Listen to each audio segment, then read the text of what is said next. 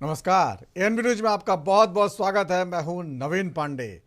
NDA की सरकार बन गई है। पीएम ने जिन मंत्रियों को कार्यभार दिया उन्होंने काम भी शुरू कर दिया है, लेकिन सहयोगी दलों में नाराजगी खबरें आनी बंद नहीं हो रही हैं। महाराष्ट्र में एनडीए की हार के लिए सीएम एकनाथ शिंदे ने 400 पार वाले नारे को जिम्मेदार ठहराकर कहीं न कहीं बीजेपी की रणनीति पर ही सवाल खड़े कर दिए हैं। उनका कहना है 400 पार वाले नारे के कारण ही विपक्ष को संविधान बदलने का नैरेटिव पेश करने का मौका मिला और उसका यूपी और महाराष्ट्र में दलित वोटरों पर बुरा असर पड़ा। बीजेपी को बहुमत मिलने में इसका बहुत बड़ा रोल है। इसी साल के आखिर में महाराष्ट्र विधानसभा के चुनाव होने हैं और ऐसे मौके पर मुख्य सहयोगी दल की नाराजगी बीजेपी के लिए हालात मुश्किल बना सकती है। उधर आंध्र प्रदेश के सीएम चंद्रबाबू नायडू ने आज सीएम पद की शपथ ले ली, लेकिन इस मौके पर एनडीए के तीसरे सबसे मजबूत सहयोगी नीतीश कुमार का न पहुंचना कहीं न कहीं विपक्ष को सवाल खड़े करने का मौका दे गया। आरजेडी कहना है नीतीश जब नाराज होते हैं तो ऐसे ही संकेत देते हैं और मोदी सरकार ज्यादा दिनों की मेहमान नहीं है। उधर राहुल गांधी जीत के बाद आज वायनाड पहुंचे और जिताने के लिए लोगों का धन्यवाद किया। अब राहुल जनता से पूछ रहे हैं कि वायनाड की सीट छोड़कर या रायबरेली की सीट छोड़ी जाए। केरल कांग्रेस ने संकेत दिया है कि राहुल वायनाड छोड़ने जा रहे हैं। इस बीच सरकार और आम लोगों के लिहाज से अच्छी खबर भी आई है कि खुदरा मुद्रास्फीति यानी महंगाई दर 12 महीने के निचले स्तर पर आ गई है। पिछले साल की तुलना में महंगाई भले न घटी हो, लेकिन पिछले 12 महीनों में मई के आंकड़े घटे हैं और ये नई सरकार के लिए शुभ संकेत हैं। इन्हीं सब मुद्दों पर चर्चा करेंगे। हमारे साथ कुछ खास मेहमान मौजूद रहेंगे। उससे पहले देख लेते हैं क्या कुछ कहा गया। Congratulations to the new Chief Minister, Honorable Shri Chandrababu Naidu ji, and also Pawan Kalyan ji. Both of them are now going to lead the state, and I think I extend my heartiest greetings on behalf of my party, Apna Dal, to the party cadre of Telugu Desam Party and Jan Sena, and also the Bharatiya Janata Party, who have worked very hard to win this election. And all the people who've been sworn in today will be part of the new Council of Ministers. I wish them all the best, and I'm sure they will do very good work for the people of Andhra Pradesh.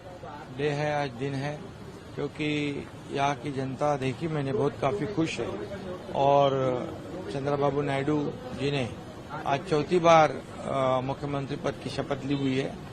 एक उनकी historical victory है, clean sweep उन्होंने इस चुनाव में किया है और आदरणीय प्रधानमंत्री मोदी जी भी, गृह मंत्री जी भी, सभी लोग उपस्थित थे, नड्डा जी थे और बहुत ही शानदार ये ओथ सेरेमनी जो है वो हुआ है। और निश्चित रूप से एक ये भी बात है कि यहाँ तो आंध्र प्रदेश में चंद्रबाबू जी और उनके सभी सहयोगी उन्होंने बहुत बड़ी विक्ट्री हासिल की है, क्लीन स्वीप कर दिया है और केंद्र सरकार में आदरणीय मोदी जी प्रधानमंत्री बने, इसलिए भी उन्होंने उनको सपोर्ट किया है। ये भी बड़ी बात है हमारे लिए। हम सब एनडीए के सब घटक मेंबर हैं और हम सब लोग मोदी जी को भी प्रधानमंत्री बनाने के लिए, सब लोग उनका हाथ मजबूत करने के लिए, जैसे शिवसेना पार्टी महाराष्ट्र से वैसे आंध्र प्रदेश से चंद्रबाबू और उनके सभी सहयोगी, इन्होंने भी एक देश के लिए मोदी जी का सपोर्ट किया है। इसलिए मैं चंद्रबाबू जी का बहुत बहुत अभिनंदन करता हूं, उनको शुभकामनाएं देता हूं। I have a dilemma in front of me. The question is, will I be member of parliament of Wayanad or will I be member of parliament of Raebareli? Unfortunately, like the Prime Minister, I am not guided by God. I am a human being. You know, you saw in the election, first the Prime Minister said 400 par.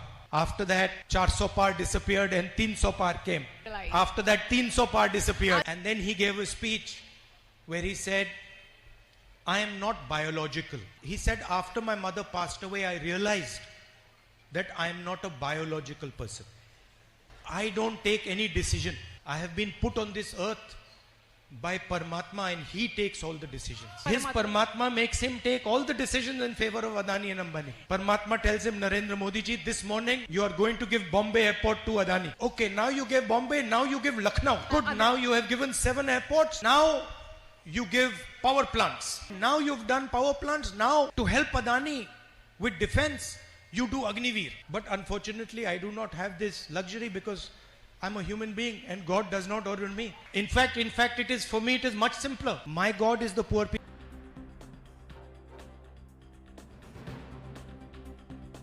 या राय बरेली तंज कस रहे हैं, मोदी की तरह मुझे भगवान से guidance नहीं मिलता, इसीलिए मैं साधारण मनुष्य हूं, इसलिए आपसे पूछ रहा हूं। और इस बीच आज देखिए उड़ीसा में किस तरह बीजेपी ने सरकार बना ली पहली बार। वहां शपथ ग्रहण समारोह में प्रधानमंत्री मोदी पहुंचे और किसी भी तटीय राज्य में, खासकर उड़ीसा में बीजेपी की बहुत बड़ी जीत हुई है। इन सब मुद्दों पर महंगाई दर पिछले 12 महीने में सबसे निचले स्तर पहुंच गई है। सरकार के लिए अच्छी खबर, शुभ संकेत हैं, लेकिन साथ ही कुछ बुरी खबरें भी हैं जो विपक्ष लगातार उड़ा रहा है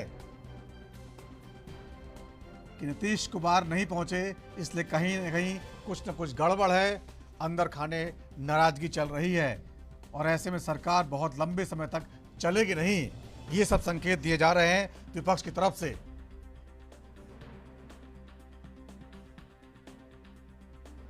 तस्वीरों में देखिए राहुल गांधी वायनाड में पहुंचे हैं और ये उड़ीसा में शपथ ग्रहण समारोह में प्रधानमंत्री पहुंचे।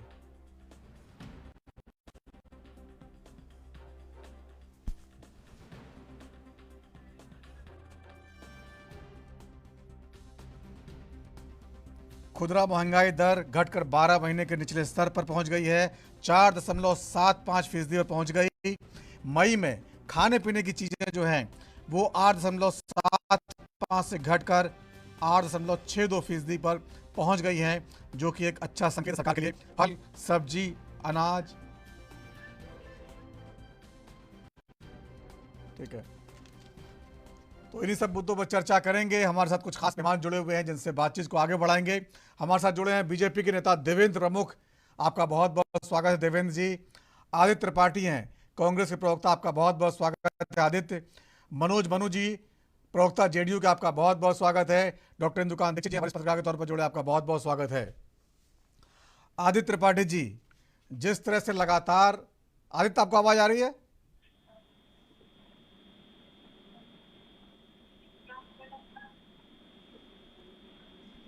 लगता है आवाज पहुंच नहीं पा रही है।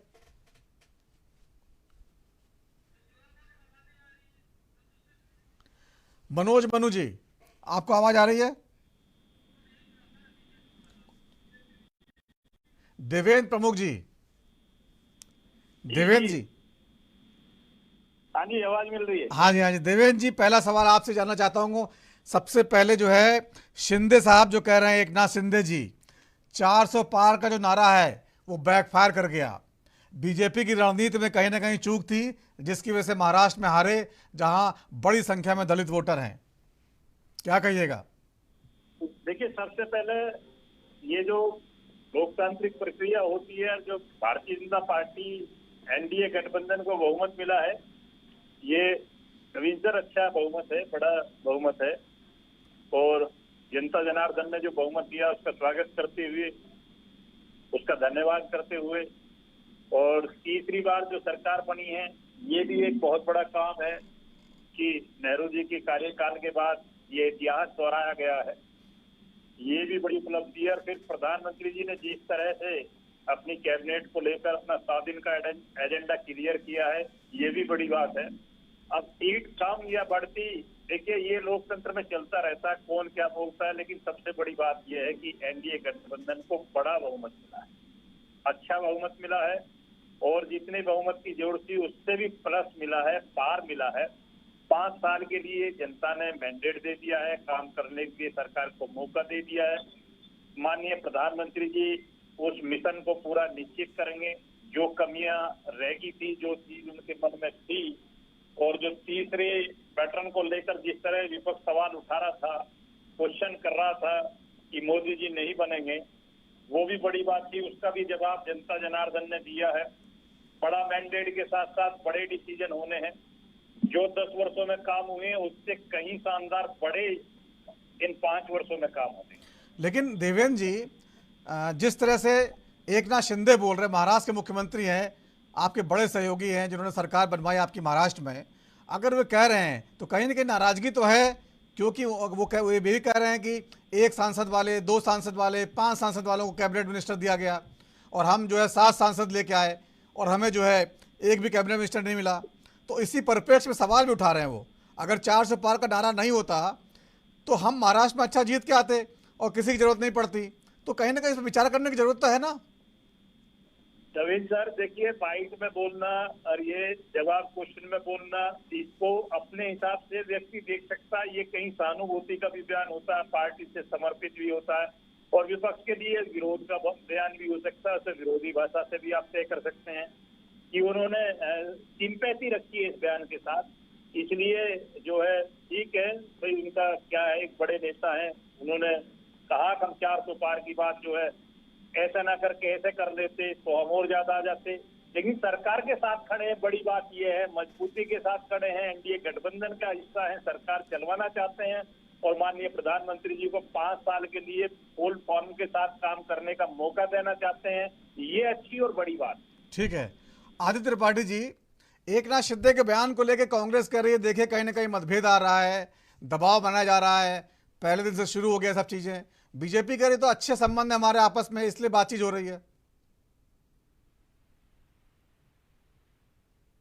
अजीत पवार जी ने भी कहा कि कैबिनेट में हमको कैबिनेट मंत्री चाहिए था जी। पर जिसकी पार्टी का एक सीट है उसको भी कैबिनेट दे दिया गया और हम लोगों को कैबिनेट नहीं दिया गया। हालांकि इस पे हमारा कोई मतभेद नहीं है, पर हम इसके लिए आगे लगे रहेंगे, आगे लेंगे। तो ये कहीं ना कहीं दर्शाता है कि कहीं ना कहीं मनमुटाव बढ़ गए हैं, चीजें वैसी नहीं है जैसी थी।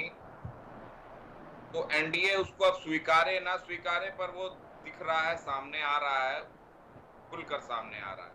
और रही बात अभी सरकार बनाने की, देवेंद्र प्रमुख जी को मैं बधाई देना चाहूंगा कि इन्होंने सरकार तो बनाई, पर जिस तरह से 400 पार की सरकार का दावा हमारे प्रधानमंत्री नरेंद्र मोदी और सारे मुख्यमंत्रियों ने और सारे बड़े नेताओं ने भाजपा के कहा था, और ज्यादातर चैनलों ने भी अपने सर्वे में 400 पार कराया था, उसको जनता ने दरकिनार कर एक मिलीजुली सरकार बनाने का निर्णय लिया है। तो निश्चित तौर पे सदन में जिस आसानी से इसके पहले मोदी जी बिल ले आते थे और पास करा ले जाते थे, उसमें विपक्ष का कोई रोल नहीं होने देते थे क्योंकि वो पूर्ण बहुमत में थे, इस बार वो ऐसा नहीं कर पाएंगे।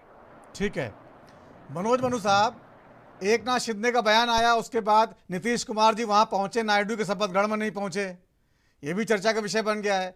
आरजेडी कह रही है कि वो जब नाराज होते हैं तो ऐसे ही संकेत देते हैं, बोलना बंद कर देते हैं, चुपचाप हो जाते हैं, कहीं ना कहीं तूफान से पहले की शांति है।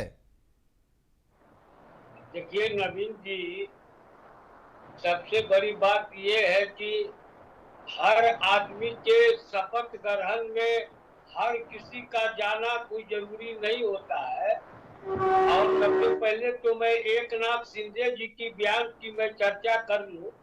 एकनाथ शिंदे जी ने अपनी बातों को रखा, तो ये बात रखने का हक है आज के डेट में केवल एनडीए को ही है। दूसरे किसी गठबंधन के कोई नेता कुछ बोलेंगे तो कब उनको निकाल दिया जाएगा, कब उनके साथ क्या होगा, ये नहीं है। अजीत पवार जी ने भी अपनी बातें रखी हैं, और बात रखने से कहीं कोई गठबंधन में किसी तरह की परेशानी होती है, इस तरह की बात नहीं है नवीन जी।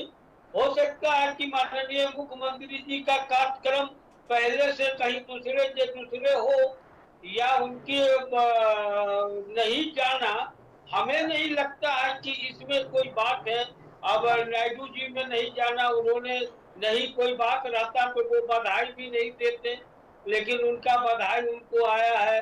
उसके बाद दूसरे भी स्टेट में आज था, तो कहने का मतलब ये है कि इससे कोई क्यास लगाना हमको नहीं लगता है कि कोई बात हो सकती है।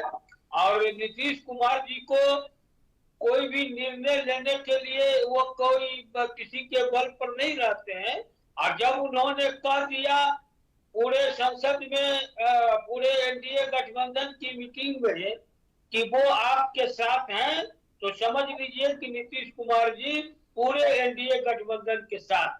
ठीक है, देखिए मनोज जी, क्या होता है राजनीति में ना, अपनी बात पहुंचाना संकेतों के जरिए, ये नीतीश कुमार बहुत अच्छी तरह जानते हैं। और देखिए आपको भी नहीं पता क्यों नहीं गए वो, पिछली बार जब नहीं गए थे वाराणसी वाराणसी नहीं गए थे तब कहा बीमार हैं, इस बार बीमारी का बहाना भी नहीं बनाया उन्होंने। और नायडू जो है वो एनडीए सरकार के इस समय महत्वपूर्ण घटक हैं और आप भी महत्वपूर्ण घटक हैं, तो एक बड़े घटक के पास आप नहीं जा रहे हैं और वहाँ प्रधानमंत्री मोदी मौजूद हैं, ये इस मौके पर नहीं जा रहे हैं, ये कोई छोटी बात नहीं है। और फिर सफाई भी नहीं दे रहे हैं और आपको भी नहीं पता कि क्यों नहीं गए। देखिए किसी प्रवक्ता को नहीं पता है। नहीं, देखिए किसी भी कार्यक्रम में जाना नहीं जाना ये मुख्यमंत्री का अपना है, तो उनके पास कोई आज दूसरा कार्यक्रम होगा, कुछ बैठक वगैरह रखे हुए होंगे, इसलिए वो नहीं गए होंगे। और नहीं जाने का कोई अर्थ निकलना हमको नहीं लगता है कि अभी उचित होगा, ऐसा कोई बात नहीं। वो खुद ही इस चीज को बता देंगे कि हम किस कारण से नहीं गए, उनकी क्या है स्थिति। और नहीं जाना और आना बैठक में किसी में तो ये कोई मायने मेरे नजर में नहीं है। कई बार हुआ है कि कई बार उनको आमंत्रण भी आया है दूसरे लोगों का भी, मुख्यमंत्रियों का होत में, लेकिन वो नहीं गए हैं, तो हमको लगता है कि इसमें कोई बड़ी बात नहीं। ठीक है, इंद्रकांत दीक्षित जी देखिए कितने आसानी से और इन्होंने जो है धीरे से सवाल को जो है निपटा दिया। आप बताइए एक पत्रकार के तौर पर नीतीश जी जिस तरह से काम करते हैं, जो उनका तरीका है वो दबाव बनाते हैं, संकेतों के जरिए बताते हैं, एहसास कराते हैं, और विपक्ष जो है सबसे ज़्यादा पकड़ रहा है संकेतों को, क्योंकि उसको इंतजार है कुछ ना कुछ होगा तो हमारा नंबर आएगा, और सबसे ज़्यादा जो है वही ध्यान दे रहा है। हालांकि उन्होंने बधाई दी है, चंद्रबाबू नायडू को भी दी है, उड़ीसा के मुख्यमंत्री को उनको भी दी है, लेकिन ये बताया नहीं कि हम क्यों नहीं गए। आपको लगता है कुछ ना कुछ दबाव बना रहे हैं, नाराज हैं? जी नवीन जी नमस्कार, मेरी आवाज आ रही है? जी जी बोलिए। हमारे जितने भी को पैनलिस्ट हैं, आदित्य जी, देवेंद्र जी और मनोज जी को भी मेरा नमस्कार। किसी कार्यक्रम में तत्काल जब अभी केंद्र में इतने बड़े पैमाने पर बड़े कार्यक्रम हुए, एनडीए संसदीय दल की बैठक हुई जिसमें सबकी मुलाकात हुई, फिर प्रधानमंत्री का और सभी पूरे केंद्रीय मंत्रिमंडल का शपथ ग्रहण हुआ। उसके बाद आज आपने देखा 2 राज्यों में शपथ ग्रहण था, उड़ीसा में भी था और आंध्रा में भी था। उड़ीसा में भी कोई विपक्ष का बड़ा नेता नहीं गया था। कल या परसों में संभवतः अरुणाचल प्रदेश में होगा, इसके पहले आपको मालूम है सिक्किम में। तो ये सारी चीजें जरूरी नहीं है कि इतनी व्यस्तता, इतने व्यस्त कार्यक्रम के बाद सब जगह लोग जाएं। हालांकि बातें तो यहाँ तक भी आई कि चंद्रबाबू नायडू के कार्यक्रम में शायद सबको निमंत्रण भी नहीं था। तो इन मुद्दों को मीडिया जिस नजर से या जिस नजरिए से देखता है नवीन जी, कई बार चीजें वैसी नहीं होती हैं। और मैं व्यक्तिगत तौर पर नवीन जी मानता हूं कि अभी तत्काल जिस तरह से सरकार बनी है केंद्र में नरेंद्र मोदी की, और लगातार तीसरा टर्म उन्होंने लिया है, उसके बाद जिस तरह का रुख माननीय नीतीश कुमार जी का और चंद्रबाबू नायडू का 2 सबसे बड़े सहयोगियों के तौर पे दिखाई दिया है, उसमें अभी तक पिछले 1 हफ्ते 10 दिन में कहीं कोई खोट नजर नहीं आया है। मैं एक पत्रकार के नाते आपको बताना चाहता हूँ। बाकी बिटवीन दी लाइंस जब सब कुछ अच्छा भी चल रहा हो और गड़बड़ चल रहा हो तो नेचुरल है। बिटवीन दी लाइंस पढ़ना हमारे मीडिया के लोगों का काम है। हम लोग भी सारी चीजों को हमेशा संशय से देखते हैं और ये पत्रकार का काम है। संशय से देखने से कई बार चीजें, खबरों को हम लोग सेंस कर लेते हैं इन एडवांस। लेकिन आज के कार्यक्रम में नीतीश जी के न जाने को मैं कोई बड़ा फैक्टर नहीं मानता हूं। एक बात मैं और आपको बता दूं, क्योंकि अभी इस पक्ष में ये भी नहीं क्लियर है कि उनको बुलाया गया था कि नहीं, नंबर 1।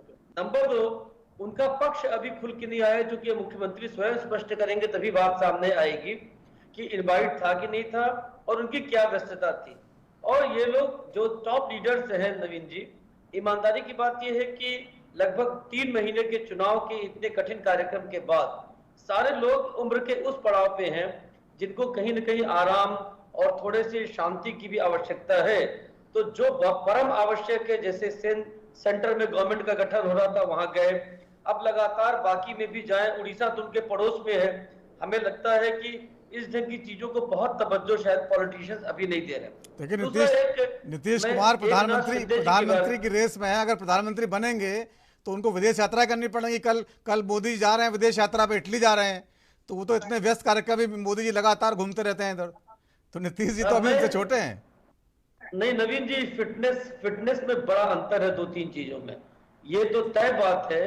आपको एक उदाहरण देना चाहता हूं, माननीय लालकृष्ण आडवाणी जी का अटल बिहारी वाजपेयी, दोनों लोग सखा थे, दोनों में सिर्फ 1 वर्ष की उम्र का अंतर था, लेकिन दोनों के फिटनेस में जमीन आसमान का अंतर था। मैं नहीं कहता हूं कि नीतीश जी अनफिट है, लेकिन यह जरूरी नहीं है कि जितना संयमित और जितना फिट जीवन योगा और बाकी चीजों से लेकर के प्रधानमंत्री नरेंद्र मोदी का है, हर पॉलिटिशियन का उतना ही संयमित, उतना ही फिट जीवन हो। एक बात कह के मैं अपनी बात खत्म करना चाहूंगा। एकनाथ शिंदे ने जो बात कही थी उसको मीडिया के कुछ हाउसेस मिस कोट कर रहे हैं। उन्होंने सिंपल ये कहा था बड़े सामान्य भाव से, आप कोट निकाल के देखिएगा, कहीं तो मैं कोट पढ़ भी दूंगा, कि पूरे विपक्ष ने चुनाव के दौरान ये भ्रम फैलाया कि अगर बहुमत में या तीसरी बार सरकार बनाएंगे एनडीए के लोग, स्पेशली बीजेपी बहुमत के साथ, तो ये संविधान के साथ कुछ गड़बड़ कर सकते हैं। और ये बात पूरे देश में बीजेपी के लीडर्स भी मान रहे हैं कि कुछ, चूंकि भाजपा के सांसदों ने ये स्टैंड लिया कि हमें संविधान में आवश्यक बदलाव के लिए 400 पार की आवश्यकता है, तो इस बात को विपक्ष के कुछ नेताओं ने, स्पेशली कांग्रेस ने और समाजवादी पार्टी ने उत्तर प्रदेश में इस तरह से भुनाया। लालू जी ने भी बिहार में कोशिश किया था, लेकिन वहां बात उनकी जमी नहीं, क्योंकि साथ में जेडीयू सामने थे, तो जनता को शायद ये भी लगा होगा कि नीतीश कुमार जी कम से कम बिहार में ऐसा नहीं कुछ करने देंगे। लेकिन देश के कई हिस्सों में, स्पेशली उत्तर प्रदेश में, इस भ्रम को फैलाने में विपक्ष बहुत अच्छे से सफल हुआ, और मैं खुद इसका गवाह हूं, चूंकि मैं काशी से हूं। लेकिन इसके आगे शिंदे जी ने कहा कि इसके साथ जो 400 पार का हमारा नारा था, ये दोनों का कॉम्बिनेशन ऐसा हो गया कि विपक्ष इसको लेकर के जनता में भ्रम और बुरी तरह से फैलाया।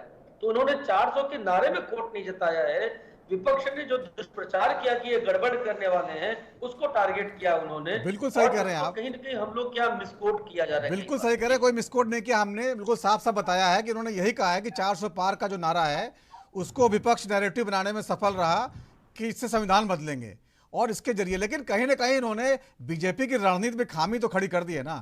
मोदी जी की जो बनाई हुई रणनीति पर सवाल खड़े करना कोई छोटी बात है क्या? वो भी एक सहयोगी दल, जाहिर तौर पर दबाव बनाने की कोशिश तो कहीं ना कहीं है, भले अच्छे तरीके से की गई हो, क्योंकि महाराष्ट्र में चुनाव होने वाले हैं इसी साल के आखिर में, तो वो भी हो सकता है सीटें वहां भी कहीं ना कहीं ज़्यादा चाहते हों, इसलिए दबाव अभी से बना के चल रहे हो कि भाई आपने केंद्रीय मंत्री कम दिए तो सीटें ज़्यादा देना। तो ये भी भविष्य की रणनीति के तहत हो सकता है। आदित्य त्रिपाठी जी, आरजेडी कह रही है, अभी बयान आया भाई लालू यादव जी की पार्टी का, कि जो है नीतीश कुमार जो है निकलने के चक्कर में है। आप लोग क्यों इतना दावा कर रहे हैं बार बार? जो है सारे लोग कह रहे हैं कि ऐसा कुछ नहीं है, 2-4 दिन हुए अभी तो। देखिए, पहली चीज तो अभी इंदुकान जी ने कहा कि विपक्ष ने नैरेटिव सेट किया 400 पार के बार जाएगी भाजपा तो संविधान को खतरा है। बिल्कुल विपक्ष ने अपना काम किया, विपक्ष ने अपनी बात को रखा, क्योंकि इन्हीं के भारतीय जनता पार्टी के कुछ सांसद और कुछ केंद्रीय मंत्री, पूर्व के केंद्रीय मंत्री ने लगातार ये बात कही कि हमको 400 पार चाहिए, संविधान बदलना है। अनंत हेगड़े जी का बयान था जब वो केंद्रीय मंत्री थे कि हमको संविधान भारतीय जनता पार्टी को सरकार में लाओ, पूर्ण बहुमत से मजबूत करो, हमको सरकार संविधान बदलना है। तो ये लगातार इन्हीं के नेता लल्लू सिंह सांसद थे, वो भी यही बात बोले थे। तो ये इन्हीं के नेता कह रहे थे और इसी को विपक्ष ने जनता तक पहुंचाया। तो जो विपक्ष का काम था वो हमने किया। और रही बात गठबंधन की, तो आरजेडी का जिस तरह से मैं बता रहा हूं कि अभी कुछ ही दिन पहले आपको याद होगा नीतीश जी इंडिया के साथ थे और अचानक पलटी मार के वो चले गए एनडीए के साथ। तो नीतीश जी का ये जो नेचर है, इससे ज्यादातर नेता आप वाकिफ हो चुके हैं। और लालू जी को तो और अच्छा एक्सपीरियंस है, क्योंकि बिहार में लगातार वो सहयोगी रहे और अलग लड़े। तो ये जो नीतीश जी का नेचर है, कहीं ना कहीं वो इसी तरह नाराजगी अपनी व्यक्त करते हैं, साथ में एक दिन तेजस्वी जी के साथ जाते हैं और उसके अगले दिन इंडिया गठबंधन को छोड़ के एनडीए के साथ हो जाते हैं। तो इसी तरह से ये जो एक प्रोस्पेक्टस इधर उनका सामने आ रहा है कि आज वो नायडू जी के शपथ ग्रहण समारोह में नहीं गए, उसके बाद एकनाथ शिंदे उधर मतभेद अपना दिखा रहे हैं, अनबन दिखा रहे हैं। नाराजगी अजीत पवार ने भी एक कह सकते हैं कि खुलकर जाहिर नहीं कर रहे हैं, पर कहीं ना कहीं नाराज सब हैं। तो जितने भी गठबंधन के साथी सहयोगी हैं भारतीय जनता पार्टी के, वो नाराज ही चल रहा है लगातार।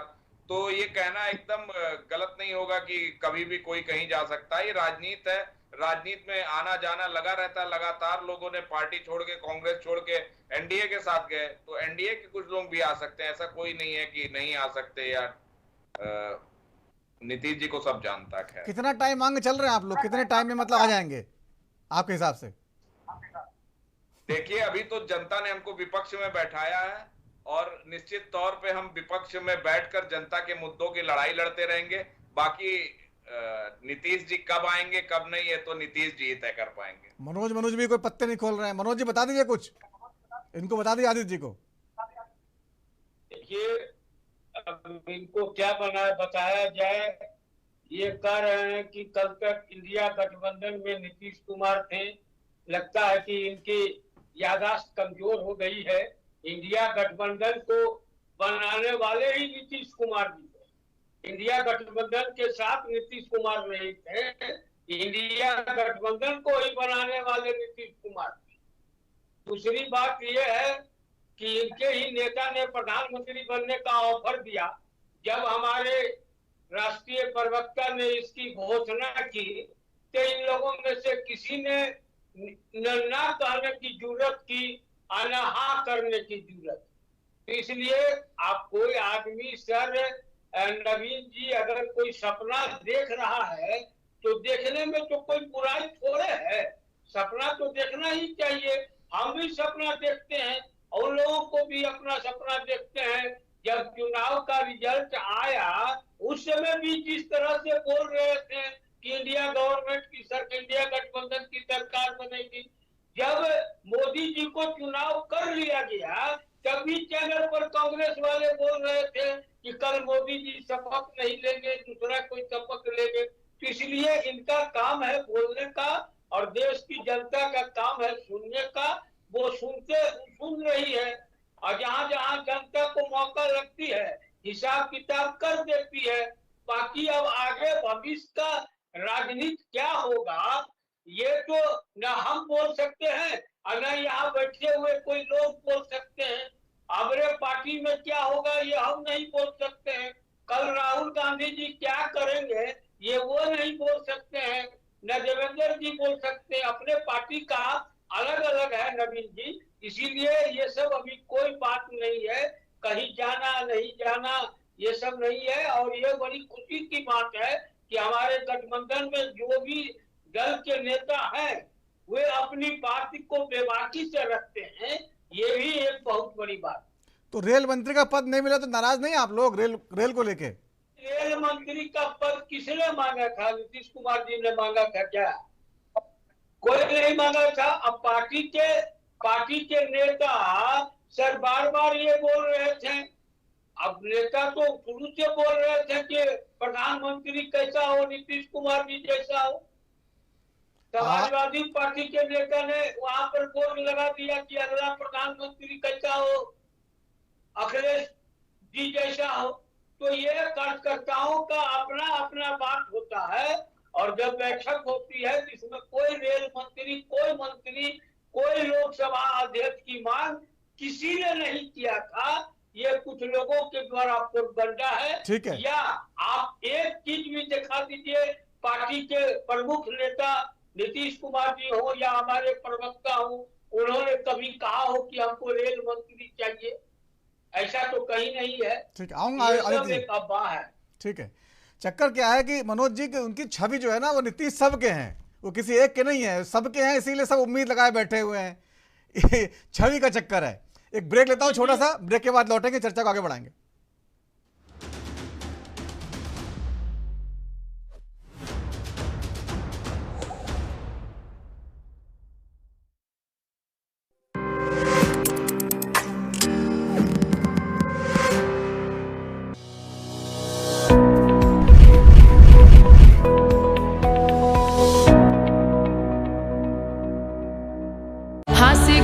चटक सुंदर जीव न जीव सुहामी खूबे हो से धनी फल से फूल से हम जो बस्तर पुरहे जौन से हमी पुरहे जौन से हमी तिहार असन लागली दादा जवाना गरधार आले फिकर निकर विष्णु हम जो मुंडे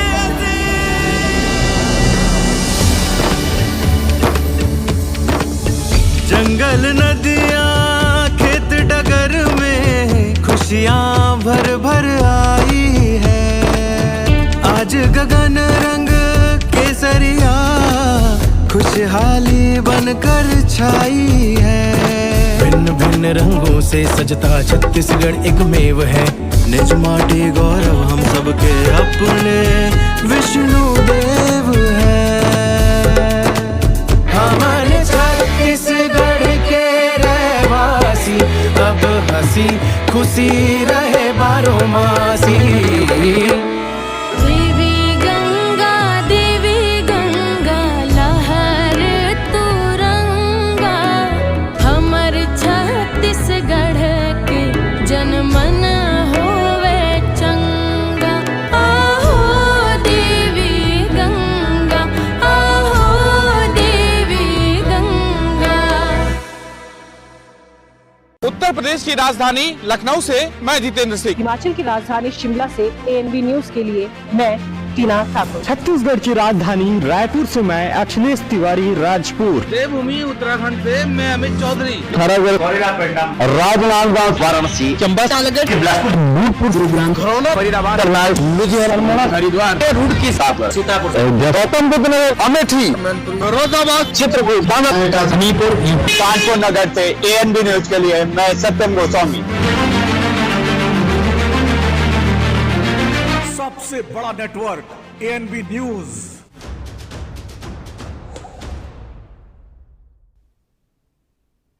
ब्रेक के बाद राजधानी में आपका स्वागत है।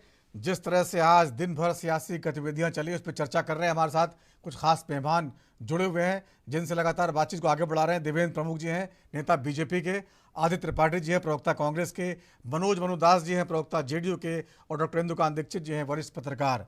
देवेंद्र प्रमुख जी, एक सवाल आपसे लूंगा फिर आदित्य आपके पास आऊँगा।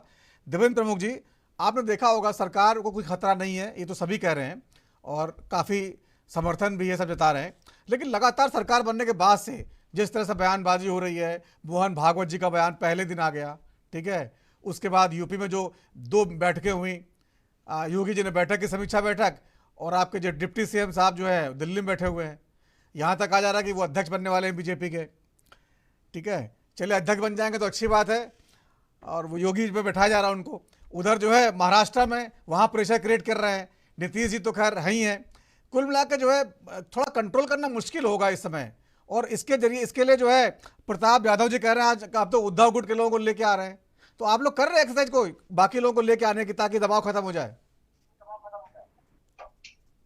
देखिए नवीन सर, सबसे पहले तो मैं ये कहूंगा कि जिस तरह विपक्ष जो अपना काम कर रहा है, अब विपक्ष के पास जो चुनाव के बाद यही एक मुद्दा बचा है कि जो सरकार बनी है वो इतनी मजबूत सरकार है कि 5 वर्षों तक बड़ी मुश्किल से जो है एक चीज देखने को मिली है 10 वर्षों में विपक्ष को, कि भाई विपक्ष जो था वो ये सच्चाई है। बहुत शानदार पैनल हमारे साथ बैठे हैं, हमारे भाई त्रिपाठी जी भी इस बात को मानेंगे कि वेंटिलेटर पर था, वो ICU में था, इस पोजीशन में नहीं था कि कोई बात रख दे। ये बात उन्होंने कही दी है कि अब हम अपनी बात रखेंगे। देखिए लोकतंत्र की एक खूबसूरती होती है कि विपक्ष में बैठकर आप जनता की बात रखिए, और सरकार पर जितना दबाव होता है, सर ये एक अलग हटकर राजनीति बात है, सरकार के लिए उतनी अच्छी बात होती है, तभी तो पता चलता है कि आपका नेतृत्व कितना बढ़िया है। अब माननीय नरेंद्र मोदी जी 10 वर्षों का जो नेतृत्व है वो खाली भारत की बात नहीं है, पूरी दुनिया ने इस बात का माना है लोहा। और नीतीश जी पर ये चर्चा कर रहे हैं, शायद ये लोग भूल रहे हैं कि नीतीश जी इस देश का वो कद है कि जिनका भारत की राजनीति में एक अलग और विशेष सम्मान है। कभी पलटी नहीं मारते, कभी कोई चीज नहीं करते, सिर्फ वो अपने मन को मारकर कोई ऐसी चीज को स्वीकार नहीं करते जो जनता के अहित में हो। मैं भारतीय जनता पार्टी का प्रवक्ता होकर उनकी कई चीजों की तारीफ हमेशा से करता हूं कि बिहार जैसे राज्य को आज जंगल राज से निकालकर विकास के राज पर पथ पर लाकर खड़ा किया। हाँ, मुझे एक चिंता नीतीश जी की जरूर इस चीज में झलकती है कि वो चाहते हैं कि भारतीय जनता पार्टी से बिहार के लिए विशेष पैकेज हो, विकास हो, सुशासन हो, और ये माननीय प्रधानमंत्री जी का भी सपना है, बिहार हो, उत्तर प्रदेश हो, हरियाणा हो, पंजाब हो, कोई भी देश का राज्य हो, उसको विकसित जब राज्य बनाना, विकसित संकल्प भारत बनाना, तो पहले राज्य तो विकसित होंगे, और कौन से राज्य से विकसित की तरफ सपना पूरा होगा, तो बिहार भी हो सकता है। अब चंद्रबाबू नायडू पे, नीतीश जी पर चर्चा करके विपक्ष अपना समय ही तो खराब करता है। भाई वो इतने सुलझे हुए अपने अपने प्रदेशों के नेता हैं, नेतृत्व कर रहे हैं, क्या वो वहां जाएंगे कि आपकी स्थिति 99 नर्वस की है? देखिए, एक सीट लाने के लिए 5 वर्ष आप जो है इंतजार करोगे, जब आप 100 पर आओगे तब आप क्रिकेट के प्लेयर की तरह जो है आपका जो है लक जिसे कहते हैं वो बदलक अलग होगा, और 100 के बाद ये गिनती होगी कि आप कहीं खड़े होगे। अभी तो आपके जो साथी थे, आप हम पर बार बार, भाई हम गठबंधन देखना तो अपना देखिए। अखिलेश जी ने जब एक सीट मांगी थी राजस्थान, मध्य प्रदेश, तो आपके कांग्रेस के अध्यक्ष और बड़े नेताओं ने यह कहा था कि उनकी औकात ही क्या है। क्या अखिलेश इस बात को भूल जाएंगे? आप जो है केजरीवाल जी का बयान देख चुके होंगे, मैं क्यों समय खराब करूं, चर्चा करूं। या ममता दीदी का, भाई आप 99 की बात कर 240 वालों से तुलना नहीं कर सकते। हमारे पास जो है वो स्थायी बहुमत है, एनडीए का बहुमत है। जब हमारे पास एनडीए में 2 बार भारतीय जनता पार्टी के पास पूरा बहुमत था, ये चीज जो है इंदुकांत सर क्लियर कर देंगे कि हमने एक सीट वाले दल को मंत्री का पद दिया था और राज्यसभा सांसद को भी मंत्री बनाया था। तो इसलिए हम एनडीए गठबंधन की बात करते हुए अरे डंगे की चोट पर कोई कुल्लू ऐसा नहीं छोड़ा कि जिससे आप हमें घेर सको। आज हमारे पास हमें 10 सीट या 5 की जरूरत है, तो इसमें सोचने की जरूरत नहीं है कि हमारे साथ कौन खड़ा। कौन नहीं चाहता कि भारत विकसित हो, भारत आगे बढ़े, भारत का जो विकास बढ़े, सब चाहते हैं ना। नीतीश जी भी उसका हिस्सा है, चंद्रबाबू भी उसके हिस्सा है, और मैं ये कहता हूं कि बाहर बैठे हुए कुछ दल, देखिए बड़ी बात कहने जा रहा हूं आपको, वो भी चाहते हैं, उनमें ममता दीदी भी हो सकती है कि भारत आगे बढ़े। वो भी तो चाहती होंगी कि बंगाल का विकास हो। भाई ये राजनीतिक लड़ाई है, चुनाव तक जो है अपने अपने मुद्दों पर हम लड़कर आते हैं जनता से। ये लोकतंत्र की एक अच्छी खूबसूरती प्रक्रिया होती है, और जनता जिसको बहुमत, जनार्दन बहुमत देती है, जनता का बहुत बड़ा आशीर्वाद होता है उसके लिए। वहां ईमानदारी से कोई भी पार्टी, कांग्रेस की कई प्रदेशों में सरकारें चल रही हैं, आपकी अपनी नीतियां हैं, किस तरह से आप चला रहे हैं। हमें तीसरी बार मैंडेट दिया, भाई हम तो धन्यवाद कर करके थक रहे हैं कि भारत के लोकतंत्र में बड़ी बात है ये। आज के समय में आप पूरी दुनिया के हालत देखिए, और हमें तीसरी बार विश्व का नेता वैसी थोड़ी माननीय मोदी जी को कहा गया। भाई आपने मजबूत किया, भारत के 140 करोड़ लोगों ने यह सम्मान दिया, तभी तो विश्व ने इस चीज को माना है। तो ये इसमें हमारे घटक दल के नेता, हमारे साथीगण, सबका इतना ही सम्मान है। और एक चीज और भी मैं कहता हूं, नीतीश जी पर बार बार चर्चा करते हैं, ये आगे भी चर्चा होगी। नीतीश जी का कद तो आज की तारीख में राजनीति में माननीय प्रधानमंत्री जी की तरह दूध का धुआ हुआ है, कोई दाग नहीं है। कैसे लालू जी सवाल उठा देंगे? भाई आप तो थे ही थे लालू जी, आपके बेटे जो वो नहीं बच पा रहे, कैसे सपा सवाल उठा देगी नीतीश जी पर? यह कैसे और कोई ऐसा गठबंधन है? कांग्रेस बताइए। सारी चीज में बार बार अपनी डिबेट में कहता रहा कि माननीय प्रधानमंत्री के सामने एक चेहरा ऐसा ढूंढो जो जमानत पर ना हो, जो पाक साफ हो। पूरी कांग्रेस में मिला नहीं क्या आपको? भाई घोषणा कर देते आप। हो सकता है कि 99 वाली बात जो 5 साल का इंतजार कर रहे हैं, अब की बार बहुमत नहीं जाता तो 100 से पार तो जाते, इतना तो रिस्क नहीं।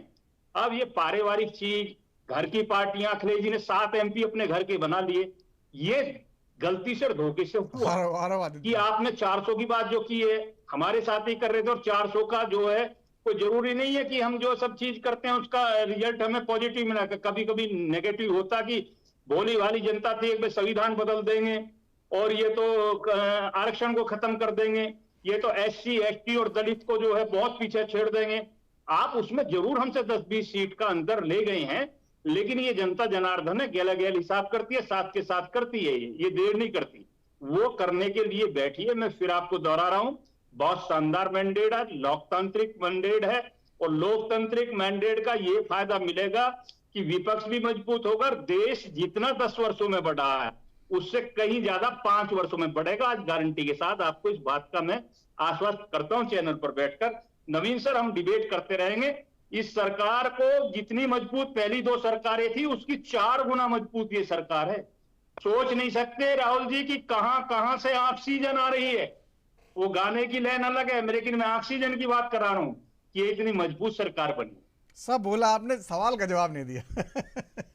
प्रताप राव जाधव का बयान है, सुन लीजिए।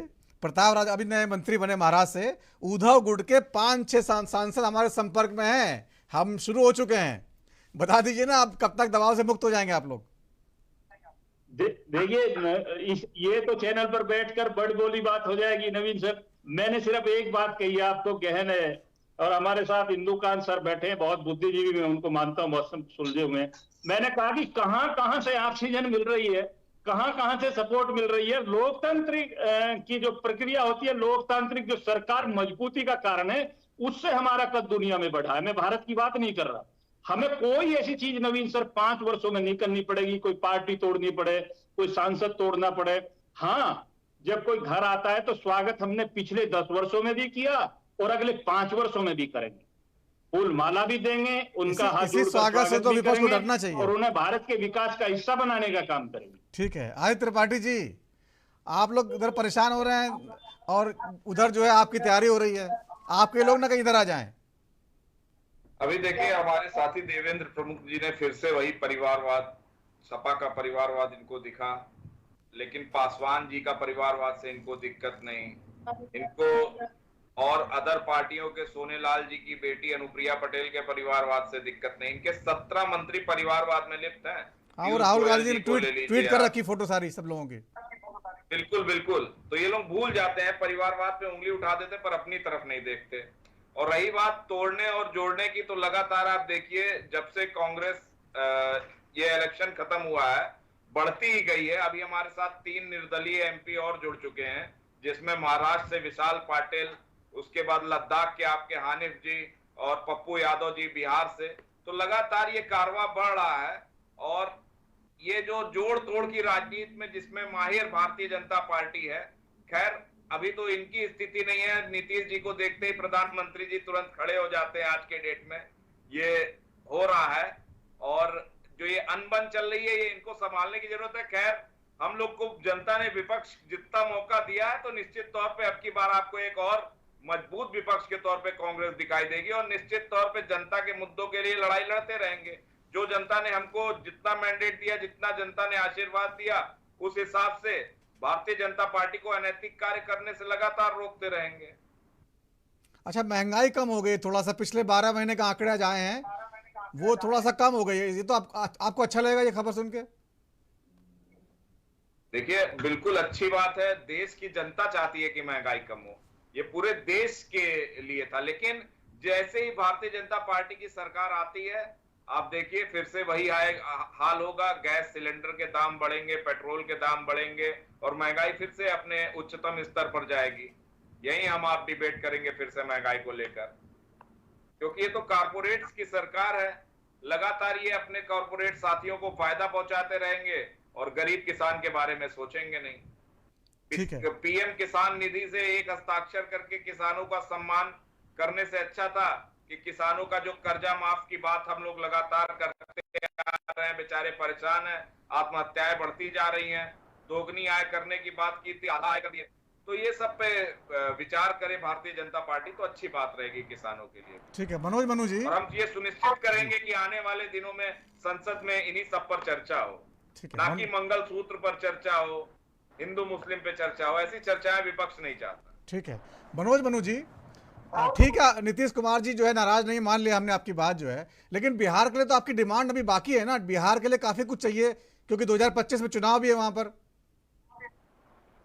देखिए नवीन जी, 2025 का चुनाव लड़ने का निर्णय बिहार बीजेपी ने भी नीतीश कुमार जी के नेतृत्व में किया, और हम ही नहीं, बीजेपी के भी तमाम नेता चाहेंगे कि अधिक से अधिक बिहार को विकास के लिए धनराशि मिले, जिससे कि बिहार आगे जाए।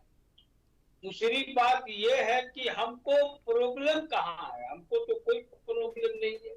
हमारी जो मांगे हैं, उस मांगे को, जदयू की मैं बात कर रहा हूँ, उस मांग को तो मैं हमेशा से ही उनके सामने रख रहा हूँ। कई मांगों पर बातचीत होती है, 2-3 चीजों पर है, उस विषय पर अब सदन चलेगा। अभी तो सांसदों का शपथ ग्रहण ही नहीं हुआ है, तो इसीलिए उसमें क्या कहा जा सकता है नवीन जी। तीसरी बात, मैं एक बात ये बता देना चाहता हूँ कि जो अभी की जो राजनीति चल रही है बिहार में, उसमें एनडीए में नीतीश कुमार जी सर्वमान्य नेता हैं। इस चीज को सारे लोगों ने, सारे पार्टियों ने सर्वसम्मति से स्वीकार किया। तो नीतीश कुमार जी भी चाहेंगे कि बिहार के विकास के लिए जो भी हो सके, बन सके, उस स्थिति में जाए। जहां तक हल्की सी चर्चा परिवारवाद की हुई, महान महान हमारे ज्ञानी लोग हैं, तेजस्वी यादव जो नामा फेल है, राहुल गांधी जी, इन लोगों ने क्या किया कि एक्स पर पोस्ट किया। पब्लिक के बीच में तो जाने का अब लोगों का हिम्मत ही नहीं है, तो एक्स पर पोस्ट किया। जरा उस पोस्ट में नवीन जी आप नाम बताकर, और मैं तो हिंदुकांत दीक्षित जी से चाहूंगा कि जिन लोगों का नाम है, चाहे वो चिराग पासवान जी के हो, तो चिराग पासवान जी पहले से पार्टी के पदाधिकारी थे कि नहीं थे। दूसरी बात है कि और लोगों का जिनका नाम हो वो भाजपा के ही हो, तो भाजपा में शामिल थे कि नहीं थे, उनके विभिन्न पदों पर रहे हैं कि नहीं रहे हैं, चाहे उनके अभिभावक गए हैं। अब चौधरी चरण सिंह जी के पोता का नाम लिया जा रहा है, आश्चर्य है। उसके बाद अजीत सिंह आए राजनीति में, अजीत सिंह के रहते हुए उनके पुत्र आए राजनीति में, पहले भी रहे। तो जरा सा हमको ये बता दे ये लोग कि यार बिहार में तेजस्वी यादव कब पार्टी के पदाधिकारी बने, तेज प्रताप कब पार्टी के पदाधिकारी बने, मीसा भारती कब पार्टी के पदाधिकारी बने, रोहिणी आचार्य कब पार्टी की पदाधिकारी बनना तो तू पार्टी की सदस्यता भी इन लोगों ने नहीं ली थी। ये लोग सीधे उठ के विधायक बन गए, उप मुख्यमंत्री बन गए, मंत्री बन गए। तो परिवारवाद का क्या होना चाहिए, इस विषय पर हिंदुकांत दीक्षित जी ही बता सकते हैं। हमारे नजर में तो नवीन जी यही कहना है कि कोई भी पार्टी में किसी के बच्चे, किसी के लड़के, किसी के पोते अगर अपने पार्टी में विभिन्न पदों पर कार्य कर रहा हो, सेवा कर रहा हो, तो उसको अगर टिकट मिलता है तो यह परिवारवाद की श्रेणी में नहीं आएगा। हमारा ये सोचना है। बाकी अब लोगों को क्या सोचना है, नहीं सोचना है, कितने बड़े बड़े पोस्ट आ रहे हैं, आने दीजिए, समय का अनुकूल में चलेगा। इस पर हम हिंदुकांत दीक्षित जी का ही राज समझेंगे। बाकी हम लोग तो राजनीतिक दल है, अपना दही को आज तो कोई खट्टा किया है क्या?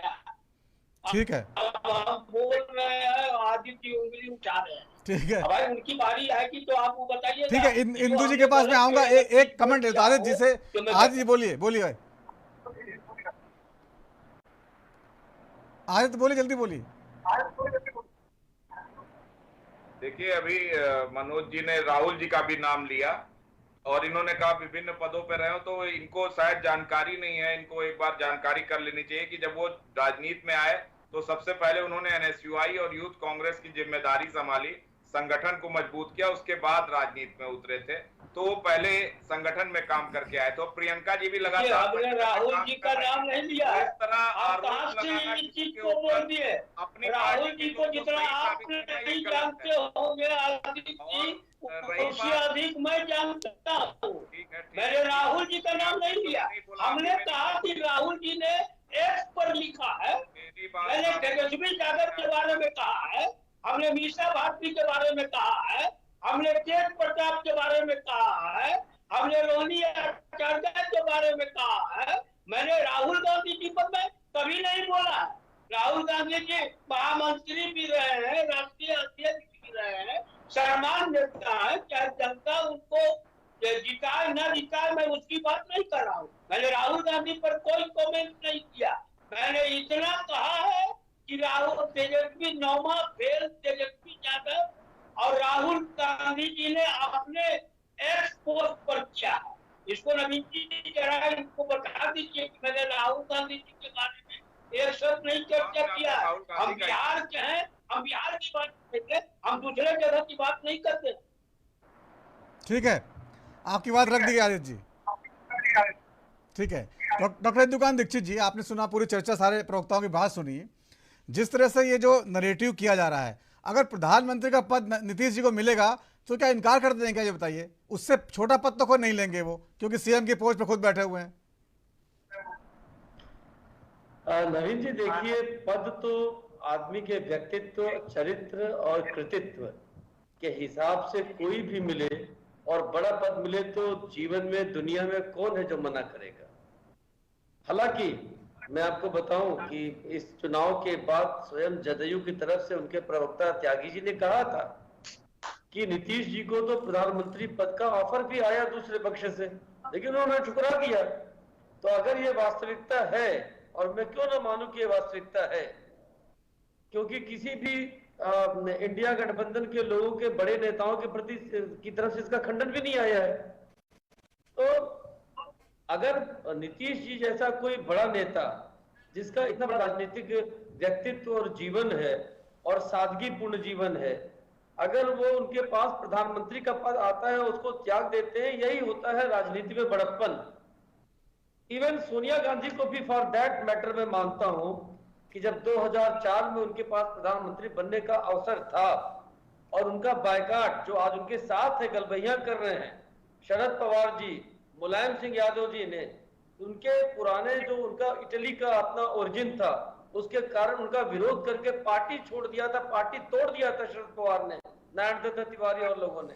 आज वो उनके साथ है, लेकिन सोनिया जी ने वो पद, जिन भी परिस्थितियों में, वो अंदर की कहानी है कि उन्होंने एपीजे अब्दुल कलाम जी से बात किया और नहीं लिया, छोड़ दिया, तो वो भी एक त्याग की बात है। लेकिन जो मनु जी ने इशारों में कहा, जो आरजेडी की राजनीति है, जो मुलायम सिंह जी के परिवार की राजनीति है उत्तर प्रदेश में, जिस सरकार में, जिस पार्टी में आप ये तय कर देते हो, आदित्य जी से जो सवाल बीजेपी के लोग पूछते हैं, मैं पूछ सकता हूं कि आदित्य जी क्या आप बता सकते हैं कि कल को अगर प्रधानमंत्री बनने की बारी आएगी देश में कांग्रेस की तरफ से, तो आप नेहरू गांधी परिवार को छोड़कर किसी और का नाम ले सकते हैं? जो लेगा उसका इतिहास गवाह है कि उसका क्या हश्र होगा। सीताराम केसरी का उदाहरण सबके सामने है, नरसिंह राव जी का एग्जाम्पल सामने है। और मैं एक दो बातें सिर्फ कहना चाहता हूं कि देखिए, अभी संजय राउत जी का एक बयान आया है, अभी हम लोग की चर्चा के बीच में, कि 3 महीने के अंदर महाराष्ट्र में सत्ता परिवर्तन हो जाएगा और सत्ता की बागडोर माननीय उद्धव ठाकरे के हाथ में होगा। तो दिन में सपने देखने के लिए तो किसी ने नहीं मना किया, और मनु जी ने भी कहा और देवेंद्र जी ने कि सपना देखने में बुराई क्या है, आप सपना देखते रहिए। लेकिन बड़ी बात क्या है कि माननीय राहुल गांधी जी ने खड़े होकर कई सभाओं में कहा था कि 4 जून और मोदी गया। और मेरी गारंटी है कि प्रधानमंत्री के रूप में नरेंद्र मोदी नहीं आ रहा है। एक तो ये थर्ड पर्सन में बातचीत, चाहे माननीय सोनिया जी हो, चाहे नरेंद्र मोदी जी हो, ये कहना शोभा नहीं देता है। लेकिन आज 4 जून बीत गया, आज 12 जून है आदित्य जी, क्या नरेंद्र मोदी जी आए कि नहीं आए? ये कभी कभी आप पार्टी के जो है सब कुछ सर्वे सर्वा, किस तरह से केजरीवाल जी कह रहे थे चुनाव के दौरान कि जनता सबक सिखाएगी, दिल्ली में हमारी गिरफ्तारी का बदला जनता लेगी। ले लिया जनता ने, और जनता ने बता दिया कि गिरफ्तारी उचित है कि अनुचित है, अगर जनता को यह पैमाना मानते हैं। और राहुल गांधी जी के कहने का क्या हुआ? तो इस तरह का बड़बोलापन, और देश के प्रमुख नेताओं के बारे में किसी भी पार्टी को इस तरह से थर्ड डिग्री में कम से कम आदित्य जी बात नहीं करना चाहिए। जी बोलिए बोलिए आदित्य जी बोलिए। देखिए, कांग्रेस अध्यक्ष रहे राहुल गांधी जी ने अगर कहा तो आपने बताया, पर प्रधानमंत्री जी एक जो विपक्ष के बड़े नेता के तौर पे राहुल गांधी जी थे, कांग्रेस के राष्ट्रीय अध्यक्ष भी रहे। जब उनसे इंटरव्यू में पूछा जाता है राहुल जी का नाम, तो कहते कौन राहुल? तो ये भी एक बड़ी बात है। तो एक बार ये जो राजनीति की शुरुआत हुई है, जिस पैटर्न पे भारतीय जनता पार्टी निचले स्तर पे गई है, वो बहुत ही गलत है। उनका भी आपको बोलना चाहिए।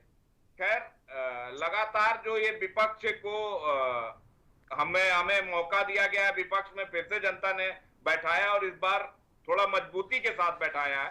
तो निश्चित तौर पे मैं फिर से यही कहूंगा कि विपक्ष के तौर पे कांग्रेस अपना काम करेगी और जनता के लिए लड़ाई लड़ेगी। हर मुद्दे पे जो जनता के हक हकूक की बात रहेगी उसको सदन से लेकर सड़क तक रखेगी।